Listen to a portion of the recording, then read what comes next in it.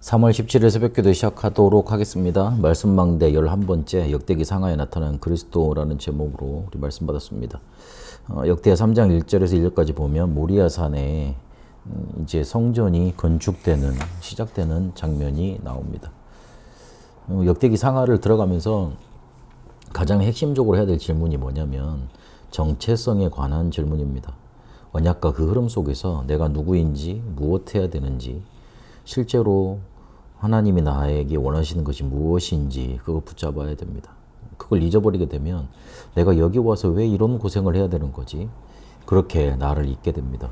정체성을 잃어버리면 안 그래도 삶이 어려운데 그 삶 속에서 더 큰 어려움 속에 더 오래되는 지속되는 어려움 속에 갇히고 말게 됩니다.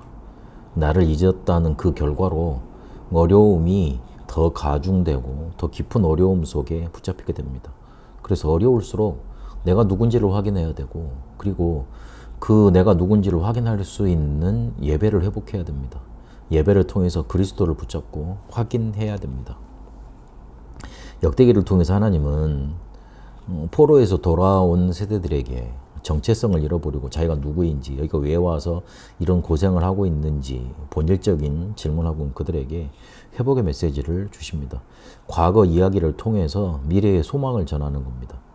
메시아가 오셔서 우리 모든 문제 해결할 것인데 그분이 새 성전 이거를 우리에게 허락할 것이고 그걸 통해서 우리에게 드려지는 제사 예배를 통해서 우리의 모든 것을 회복하시겠다는 겁니다. 제사는 오늘날 예배입니다. 제사를 통해서 번제 드리고 제물 드리지 않습니까? 그거는 그리스도를 뜻합니다. 그리스도께서 우리에게 그렇게 역사하시고 우리의 모든 문제를 끝내실 것을 말합니다. 그렇다면 오늘날 예배를 통해서는 다른 좋은 성경 지식이나 많은 것들을 듣는 게 아니라 그리스도를 또 확인하고 그리스도를 붙잡는 겁니다. 내가 그리스도를 놓쳐서 또 창세기 3장, 6장, 11장에 패배할 수밖에 없었고 그 계속되는 문제를 그리스도께서 완전히 해결하셨다는 거. 그래서 나는 또 이 시간에 그리스도를 붙잡아야 되겠다는 거. 그걸 붙잡는 겁니다. 우리의 정체성이 거기에서 찾아집니다. 오직의 은혜 속에 유일성 응답으로 재창조 역사 속에 나타나지는 겁니다.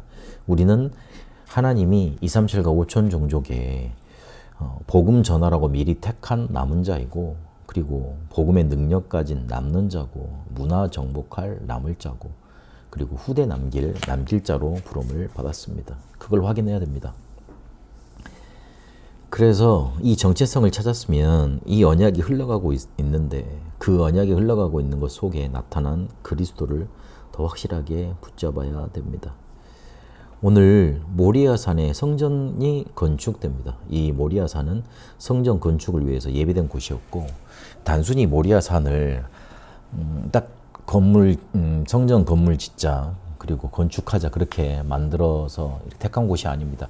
언약이 성취되다가 언약이 흘러와서 실제로 응답된 곳이 모리아산이었습니다. 무슨 말이냐면 유대인들의 성서주적 미드라시라는 것이 있습니다. 그 미드라시에는 모리아산에 왜 성전이 지을 수밖에 없었나 그거를 해석을 해놨습니다. 어디까지 올라가냐면 창조까지 올라갑니다. 아담을 창조하실 때 모리아산에 있는 흙으로 만드셨다까지 말을 하고 있습니다. 그래서 아브라함이 이삭을 실제로 번제로 드리기 전에 어떤 환상을 보냐면 거기에 새 성전이 지어질 환상까지 봤다고 또 밝혀놓고 있습니다.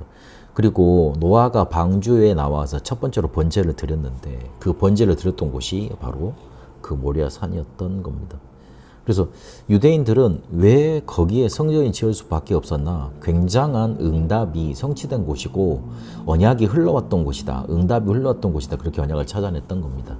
아브라함이 이삭을 번제로 드리려 했던 곳, 그렇게 순양의 비밀을 체험했던 곳, 그리스도라는 비밀을 체험하면서 죽음과 부활을 확신했던 곳, 그곳이 바로 모리아산이었던 겁니다. 그리고 다윗이 실수를 하는데 인구조사를 해서 재앙을 받게 됩니다. 그 재앙을 멈춘 곳이 어디였냐면 바로 모리아산이었습니다. 거기에서 하나님께 예배드렸습니다. 그 아나우나 타작마당이 거기 있었는데 오르난의 타작마당이 거기에 있었는데 거기에서 번제 그리스도를 또 붙잡게 되는 제사를 드리는 겁니다. 그러니 역병이 멈췄습니다. 우리에게 온 재앙을 어떻게 멈춥니까? 그리스도 붙잡아야 되는 겁니다. 그리스도로 끝나야 되는 겁니다. 그리고 실제로 그곳에는 성전이 세워졌고 예수님이 십자가에 달려 돌아가신 골고다 언덕, 갈보리 산이 있는 곳입니다. 이 골고다 언덕에서 십자가에 달려 돌아가신 이후에 70년 지나고 난 다음에 성전이 파괴되고 예루살렘은 멸망하게 됩니다. 이방민이 들어와서 성전이 파괴돼서 그래서 이스라엘이 굉장히 망했다. 슬픈 얘기다. 그렇게 보는 게 아니고요. 그리스도께서 십자가에서 모든 걸 다 완성을 하셨잖아요. 그래서 이 그리스도를 통해서 우리에게 주신 이 복음이 그 성전에 매일 수 없다는 걸 알리시는 겁니다. 우리가 그리스도께서 우리의 모든 문제를 해결하시고 우리에게 복음의 길을 활짝 열어주셨잖아요. 성령께서 오셔서 우리를 성전 삼으신다고 그랬잖아요. 그래서 이제는 예수를 그리스도로 믿는 사람은 하나님의 성전이 되도록 그렇게 만드시는 겁니다. 그걸 통해 세계복음화 이루시는 겁니다. 여기에 나타난 모리아산 굉장한 큰 의미가 있습니다. 그리스도께서 실제로 그리스도의 일을 완성할 곳이고 그리고 순양의 빈물토 해서 다윗의 기도까지 언약 성취가 흘러서 응답으로 예비된 곳이 바로 모리아산이었습니다. 그렇게 다윗은 또 그리스도로 예표되고 있습니다. 이 다윗은 언약 성취 흐름 속의 주역이었습니다. 그는 어릴 때부터 300% 준비되고 성령 충만했던 남은 자였습니다.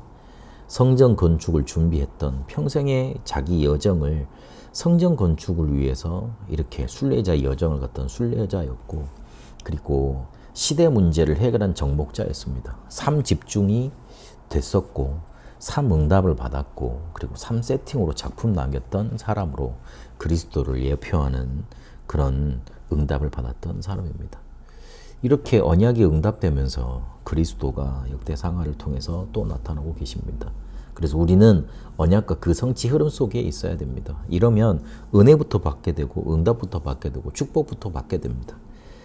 이런 사람 한 사람이면 가정, 가문, 업, 교회, 현장, 세계까지 살리게 되어 있습니다. 그게 바로 다윗이었습니다. 다윗이 사울의 가문을 멸망시키지 않고 요나단의 아들 무비보셋을 왕자처럼 그렇게 대하면서 살렸습니다.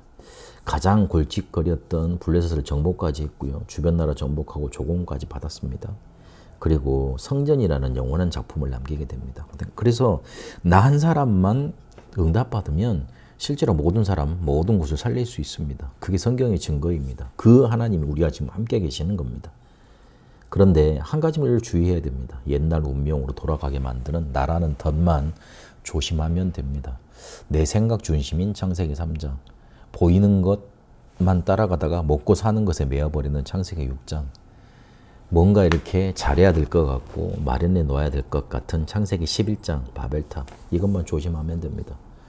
그래서 하나님의 방법, 복음을 붙들고 그리고 운명에서 빠져나왔으니 거기로 다시 안 들어가면 됩니다. 그걸 바라볼 수 있어야 영적으로 지혜 있는 사람이라고 그랬습니다.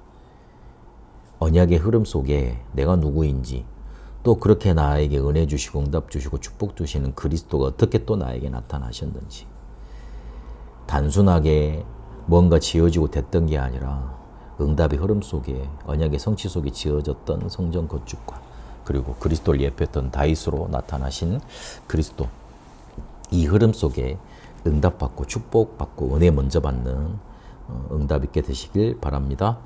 살아계신 하나님 언약의 흐름 속에 나를 발견하고 그렇게 나에게 응답으로 찾아온 그리스도를 붙잡게 하옵소서. 옛날 운명으로 돌아가지 않고 우리에게 지혜 주셔서 창세기 3장, 6장, 11장을 볼 수 있도록 그래서 그리스도를 온전히 또 붙잡을 수 있도록 인도받게 하옵소서. 살아계신 우리 주 예수 그리스도 이름으로 기도합니다. 아멘. 개인 기도로 인도받도록 하겠습니다.